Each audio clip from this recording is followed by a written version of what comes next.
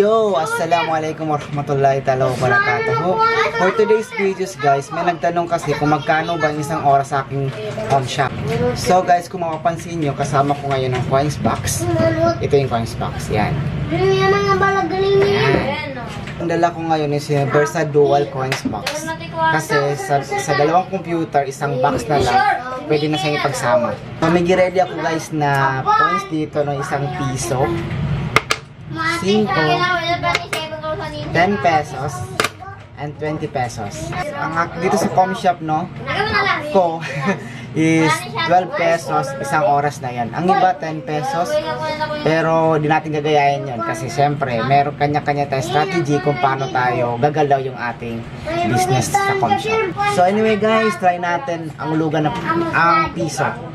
Kung magkano ba ang piso. So ayan, 5 minutes ang 5 pesos. Ay, 1 piece. 1 piso. Pa? Sa gano'n? Then patay natin. Try naman natin itong 5 pesos. So 25 minutes ang 5 pesos. Saya magulang ko goodbye. Patay natin, then try naman natin itong 10 pesos. Kung magkano.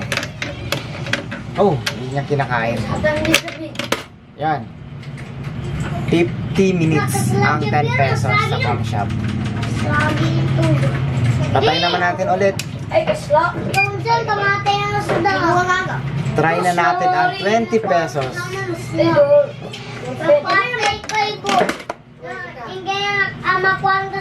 So, 99 minutes ang ating 20 pesos. So, very sulit na to guys. So, bago ang lahat, no, bago magtapos itong videos na to, magpasalamat pala ako sa nagbigay ng stars. Ito sila. Yan. Ito pa. So, thank you so much sa 1 star, no? Total na 2 stars. Okay na yan.